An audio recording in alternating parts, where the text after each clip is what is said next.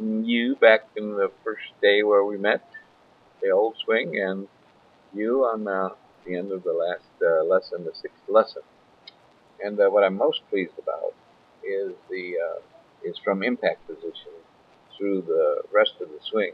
We'll talk about the beginning of the swing and the back swing in just a minute, but watch this comparison of you at the impact position. Um, right here we have the center of the swing should bottom out right below the left shoulder, be right there. And as you can see, the line of your arm to the ball at impact, your hands are pretty close to being forward enough. I would like to see them forward just a little bit more, so that this was more of a straight line coming down your arm to the back of the club. That would make sure that you were coming down at a descending flow on the club, and therefore an outward flow. So a negative angle of attack and an outward force to start the ball a little bit to the right and then have it draw back. Here you can see, remember we talked about as soon as the wrist breaks down, that has a tendency to close the face, and that's the problem that you're fighting all the time by starting the ball a little bit too far to the left and then looking at even further left. But compared to what we started with back here, you can see that your hands were really, really way back up the proper line there. So it's getting better. We just have to move that a little bit forward. Pay attention to that. What's helping is that you notice how much more comfortable you look here than over here. And that's because your head stays pretty much in the same spot. It still has a tendency to move back a little bit, but it doesn't move up like it did with this one. This is where your forehead was before, and now your head has moved up out of the circle in order to keep the club from crashing down into the ground there. So that's a great improvement right there. And you can see your foot is pointed out here like we wanted, both this one, and that allows you to turn more. Your hips are more open at impact. That's great. And so this is really starting to look good. You just got to get those hands staying a little bit further forward. And I fight that too, So it's a hard one to fix. It's sort of like you have to picture a baseball swing where your arm would be straight out and then sort of bend over and try and do the same swing. It's a difficult thing, but you'll end up getting more power, and the ball won't be starting to the left and turning to the left as much as it is for you now. That hard to control hook. So let's go forward a little bit on this video. We can see um, where both of them end up. You can see here that this that was you're just like crunched in there. Your arm breaks down, chicken wing effect, and your wrists are broken down. But here, look at this. This is one of the greatest improvements. Look how much more comfortable you look here than over here, all crunched up. This is one of the best improvements of the whole thing that I'm so proud of. So keeping your arms out there straight and there, as opposed to this. Your head staying in the circle. Look how far up your head is here, and all the way. It's okay to move out of the circle once you get to that position. So your head is still over the ball here when you're over at a red level above the 8. And that's great. Whereas here, you're almost completely stood up there, and both arms are bent a lot. So this is beautiful. That's great. Okay. Now the thing that I have a problem with is if we go all the way back to the beginning on both of these swings. Uh,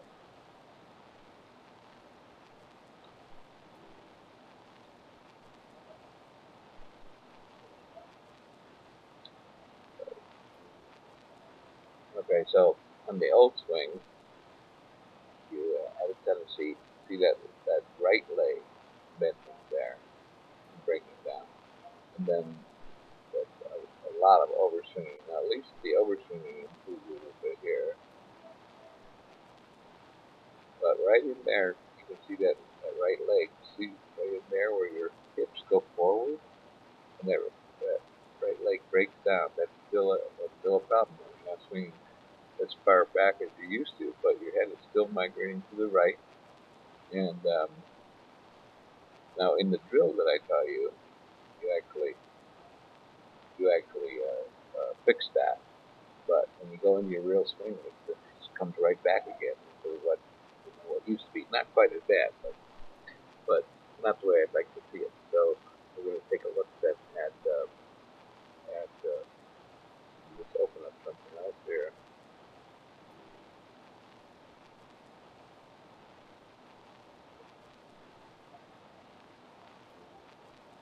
So we go back here. This is the same shot here as this one, except that the first thing we did, remember, was to do a practice swing.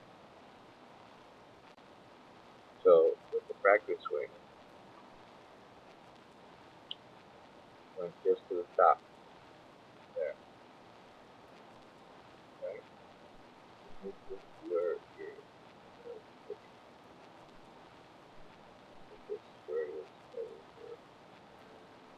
headed.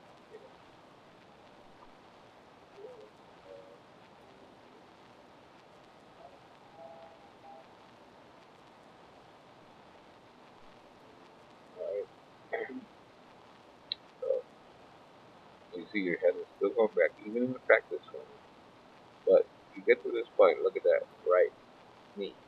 Right knee is straight and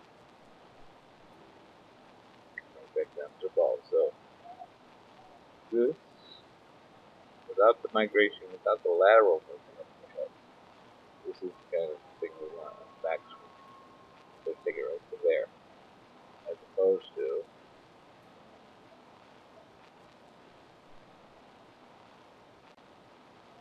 that. People, you start moving back, you almost lose your balance there for a second. So the difference between those two is what I'd love to see. You get more like this. It's going to help you come in from the inside more, straight down on the ball with a descending angle of attack, as opposed to this where you're going to have a tendency to flip it and pull it to the left. This is, this looks real good here. This is the warm up that I taught. You can just get yourself to do that in the regular swing, and then from impact forward, everything looks nice. So it's going to really simplify your swing if you don't get that right knee bend in there. Right in there. Keep that right knee straight, like this. Okay? Okay, let's go back and look at down the line. Your old swing on the left once again, and after we worked on lesson 6, and remember at lesson 6 we were talking about what I was calling early extension, where the hips moved off the wall, off an imaginary wall in back of you and forward, making it more difficult to be consistent, and also many times forcing the swing to go from the outside in, or the club face to at least point in that direction so the ball started to the left. You can see here, this is back on your original swing, and when we start the motion on this, you can see how quickly your hips pull away from the wall there. And, of course, this right knee bending exacerbates the situation. But you can see now the line of your body here is now like that, as opposed to the way it started. So the solution, as I was telling you, is either to keep it the same throughout the swing, or to start your swing more in the position that you're going to end up in. Now, all of this has to do with maintaining consistency. It's easier to maintain consistency if there's not a lot of axis movement like this going on during the swing. So, and then when you do, and even back then, you almost managed to get back at impact position, although most of your body is still above the line where it started here, and your hips are still way forward of where they were. So this right knee bending is forcing your hips to the right, or forward, toward the ball. If we look at what happens in the swing after you are aware of that and conscious of it, you can see it's much, much better going up. Now it's still, because this right knee is bending here, opposed to staying straight. You see it's still pulling those hips away and away from the wall and forward toward the ball, making it a little bit harder to get back to the same position, and also allowing you to sort of overswing here as opposed to the club going back this way. So, but it's much, much better. Look at the, wait, go back over here, that one there. Look at the tremendous difference here in how close you are to being on the same line that you started on after lesson 6 than you were at when we started. You were way, way off the line here. At least you're getting closer, so it's much, much better. And in this case, of course, you do manage to get back down, almost back right on the same line. Your hip is almost back touching the wall here, and this is, you're back to being on the same inclination that you were at the at address. And notice what it's doing to the ball flight. You see that ball take off here, whereas over here the ball flight is definitely going to the left. Going to the left because you're standing up. Standing up, it causes the hands to flip a little and the club face to point to the left, so the ball starts out this way as opposed to this one where it starts out that way. It's a nice little draw to it. And here at that finish, of course, as I was saying, after impact and beyond, it's just really nice. You stay down until, so you should stay down until you see your hands come out in this, from this perspective, till your hands come out through the arm. And as you can see, you're still leaned over to the right. That's beautiful. Look at your hip here, up against the wall again. So that's a tremendous, tremendous improvement from the way it was at the beginning when we started. Tremendous improvement. Here's where your hands show up over here, and so you're way, way up above the line of inclination that you started with, and look where your hips have moved all the way up to the right here. So that's great. It's terrific now. And just for comparison now, we can watch Grant go through that same process. And you notice, see his right leg straightening on that backswing is what keeps the inclination the same. The right leg doesn't bend. He doesn't move this whole hip girdle forward because that right leg straightens out, causing the hips to turn right around that pivot point there. So that's why his hips stay right up against that wall. And look at his inclination is exactly the same all the way down through the swing. And you can follow through when his hands come out, of course. He, like you, is still bent over. His hips still go a little bit forward there, but the inclination is pretty much the same all the way through P8 right there. So that's what we're going for. Now, I just want to remind you that we started doing a little drill before you took your regular swing here. We remember we did a little practice swing at the beginning that only went back up to the top. Now watch what happens when you do that practice swing. Because you were concentrating here, see that right leg is straightening out. You concentrate on straightening that right leg, or not bending it at least anymore. And you notice how much better that is moving to the top than when that leg stays straight. So that's the move that you were practicing, and then you just came down, you didn't do a full swing. That was the move that you were practicing. And there, you can see, with the right leg straight, it pushes that, it lets the hip stay back against the wall. So that's the way to try and do it. And unfortunately, when you get into a full swing, then you change and bend that knee right there. See at the top of the swing, so that right knee bends. Now if that stayed straight like that, like it does during this little practice swing here, it's going to be much, much more consistent for you. So that's the one change that I'd work on. And that's the one drill that I would, that's one of the drills that I would suggest you continue working on. And that is getting ready to hit. Make sure your left foot is flared out. little bit forward in your stance and your hands are forward of the ball, slide your hips forward and then make that one little practice swing where your right leg stays straight or straightens out from the flex position it is at the address position to a more straight position at the top. And then try and repeat that when you do your regular swing as opposed to that dip right there. Let's see if we can get rid of that. And then from that on, everything is really nice from that on.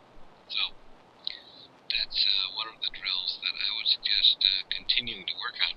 The other drill that I would work on a lot for you is the head up against the wall drill. Remember we talked about that, where you can do it at home, where you can just go up against a wall and lay your head up against the wall and try and swing. Of course, you can't use the club, of course, because it's, you ram it into the wall. But you can swing your hands back and forth. And this is a great way to get the feeling. You see what's happening there? You can't, if your head is up against the wall, you can't do that. You can't raise up like that unless you start there. Now, if it's more comfortable to start there, then that's the way to do it. But look at this. You're pulled completely your head is completely backed off against the wall because the hip girdle moved forward when this knee bent. So all of that, overall it's darn good, but all of those little things contribute to the possibility of inconsistencies in the swing. So I would much prefer to see you practice at home of just putting your head right up against the wall like that and just swinging back and all the way through. Of course, you can only go to there, but swinging back and all the way through while your head stays planted up against that wall. And it'll give you more of the feeling of what it's supposed to feel like. And it will actually, you won't be able to bend that knee like that if your head is planted up against the wall, because it's going to come right off the wall when you do. So it'll give you more of a feeling. That's a great exercise for you to work on over the cold, wintry months ahead. I'd encourage you to do that. And then, when you finally do get out and practice, I'd love to see you do the little short punch drill. Let me just show you that. I'm going to pull that up here. I'll be right back. I'll pull that up here and show you what the punch drill does to allow you to. That's what we did way back at the beginning in the first lesson. So the punch drill, the head against the wall, and the pre-setup routine. All those three things are things that you ought to walk away with in terms of continuing this process and seeing about getting rid of this bent right knee at the top of the backswing. Okay, be right back. Okay, so just as a reminder, as you get to practice over the winter, this is the punch drill. Now, this goes all the way back to the first lesson. And remember, what we did was we preset the weight forward, preset the forward weight on your left foot by sliding the hip girdle forward, like that. The hands are forward. The handle, therefore, is forward in front of the ball.